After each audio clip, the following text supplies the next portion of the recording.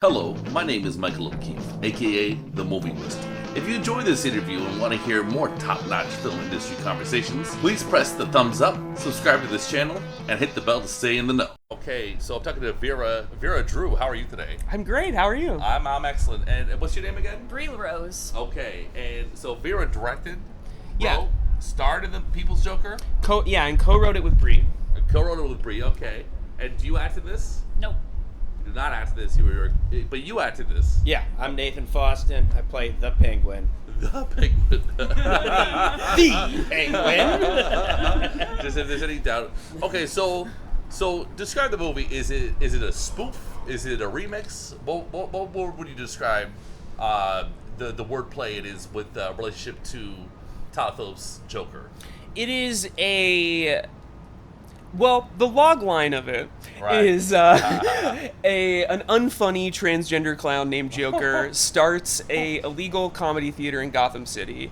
And I would say, it's definitely partially a parody of Todd Phillips' Joker, and I would say legally it is a parody of all of Batman and the DC canon. But yeah, it really is just, I think it's kind of, in a lot of ways, like a stunt fan film is one way to think of it. We really tried to make an earnest Batman movie, but just kind of through this very gay and very trans lens. Yeah. Right. That's like fan fiction. It's like if Wattpad were a movie. Okay. So I talked to Peter Kapowski a week ago or whatever, and he was saying this movie started as a short, right? Or you were thinking about it as a short, or tell me about conceive of this, and then make it like a feature-length script. You set this up, Bri, because you're... Yeah, we were chatting. Vera and I had worked together at Absolutely for years, and we somehow were talking about Joker right after it came out. And Vera's work as an editor is brilliant. She's done a ton of really interesting stuff for Tim and Eric. And I just wanted to see her spin on Joker. And I Venmo'd her $12 and commissioned a remix, and she started plugging away on it and almost immediately decided that she didn't want to just use already existing footage, and instead she wanted to write and film a whole new feature. So we just sort of went from there, and that's when we started writing a new thing together. And it timed out with the start of the pandemic and that real first lockdown, and I was out of work. Alternative comedy wasn't exactly we weren't essential workers or whatever. Right. So it really was kind of now's the time. I've wanted to make a movie since I was 6 years old. I've known I was a filmmaker since before I knew I was a girl. It's time, and I've always wanted to work with Bri. So it really just kind of made sense, and I don't know, really, I've always loved Batman too, but I've never thought of the characters as fodder for kind of working through big themes and stuff. But there was something just about how the prestige superhero movies, like Todd Phillips' Joker, which I did love, this idea that they can be serious now and and unpack really big themes. It seemed like the perfect opportunity to kind of, I think, for both of us, sort of look at just some of our experiences as queer women who work in comedy. And it's okay. I just said you're queer. Are you out? Okay. It'd be kind of weird to be along at this movie. Your hair All right, tell me about the Penguin. Well, I got very lucky because... You got the nose for it. Exactly. Finally, somebody said it. Yeah, we made him wear a prosthetic. Yeah. That's so funny, too, because I am a big comic book fan. Vera and I work together on almost every project she does, projects I do, everything. And so I was so excited, trying to figure out who I'm going to try to pitch myself as in the Batman universe, and it was just so simply put to me, shut up, duh, you're the Penguin. You look like a fucking penguin. Pardon my language. No, you can swear. It's all good. Yeah. All right. So then basically you sent me a script that I'm gonna be more polite this time. I said it was like cave paintings, and I meant that as a kind way of, it was written so intensely that it was right. I couldn't even conceive of what the movie was going to be. And then we go to shoot it in the middle of the pre-vaccine pandemic, and we're shooting it in a green room, and this is my favorite story of like Vera's conception of this movie was so thorough and deeply envisioned that I'm on set and you're explaining to me this, like, we're going to do this like crazy scene that's going to look like Reservoir Dogs, and it's going to like a tracking shot as we walk around, and like, okay, so what do I need to do? Take one step forward, turn slightly to your right. Boom, that's it. Everything else is green screen, baby. So it was like an incredible thing to then also 2 years later just see what it looks like and just be completely awed. Like it blew my mind. And I've only seen a working print anyhow. I have not even seen the finish. So I'm very excited. Oh, it's gonna be fun, right? Yes, absolutely. Midnight Madness screening tomorrow, correct? That's Correct. right. Yes. You're gonna have fun. It's like a rock concert. Oh yeah. Yeah, they got a beach ball and everything. They gotta. It's a whole thing. They were clapping along to that Bulgari ad at the last Right. one we went to. It was like, Yeah. let's go. It's always cool going to, like, I love midnight movies. Like, I've always wanted to make one. Like, I don't really think we ever set out to make this as one, but, like, it's also just cool going to, like, theaters that have, you can tell, like, oh, there's, like, traditions that people that come here all the time Yeah. do, and, like, it's fun to see that, like, you know, yeah. kind of at all these. And it just feels like a perfect fit for the audience for this movie. Who's gonna love it? Like the people who are psyched on Midnight Madness, like this is for them. Fucking right. How many times have you guys seen the Joker?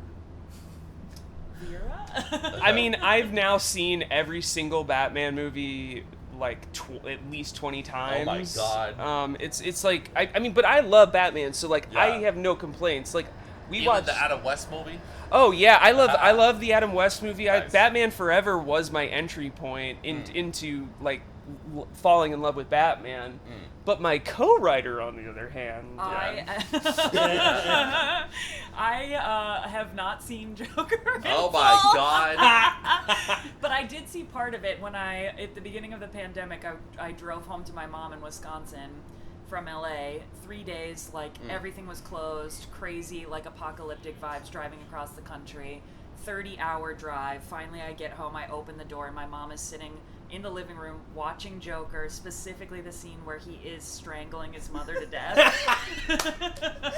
So that remains the only part of Joker that I have actually seen. which, like, based on the themes in our movie, Yes. like, feels like really the Appropriate. universe saying to Bri, like, it's okay that you're hitching your wagon to this weird girl's. Yes. Wait, I messed up the metaphor, but Yeah, exactly that. that lost steam.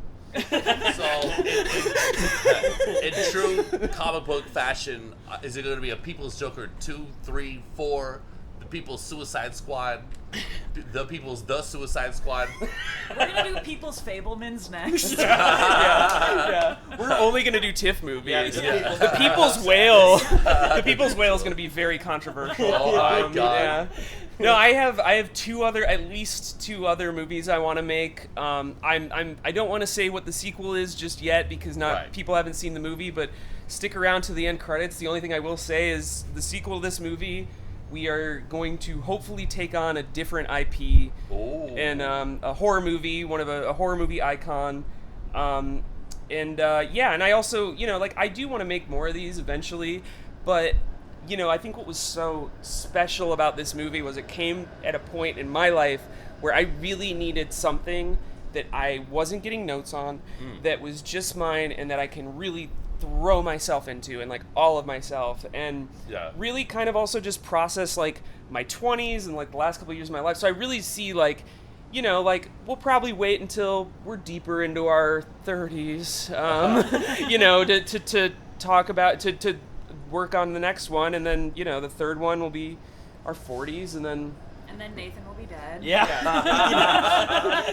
the penguin's old now. All right. So, what was the best part about making this movie, and what part sucked the most? The wearing a prosthetic on my face and shaving my mustache so my then girlfriend couldn't look at me. But yeah, probably wearing the prosthetic was just uncomfortable because I was trying to eat like a good German sandwich, And Oh. it was hard to get because it was like a crusty brick. I don't know why I'm Was it a telling you all sausage? this. This is why If it's a German sandwich, it's like a sausage. They only eat sausage over there. It was like a crusty bread with, it was salami, but Salami, and right. But I could barely get it. I had to like crush it up to eat it Okay. because I couldn't jangle the prosthetic off. But the best part was just having some fucking fun in the middle of the Yeah. pandemic, and working with great collaborators. And and then just seeing it come to fruition. Like you said before, like you could tell on my face when I was watching it the first time. Like I just could not believe how good it was. Like Cool. it was just insane to me. So just looking at the movie, it's so special to me. Nice. And what's your least favorite part about filmmaking?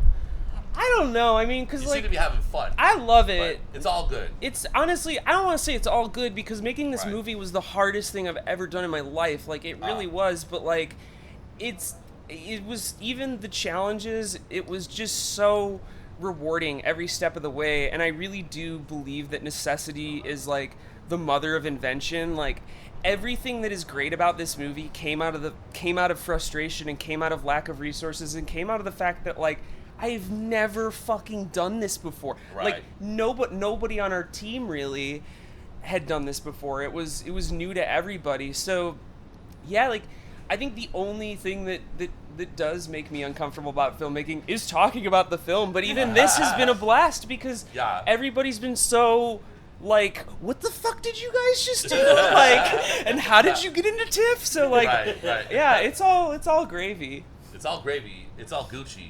Yeah. It's beautiful. Guys, I want to thank you. Thank you. Thank you so much. All right. It's over.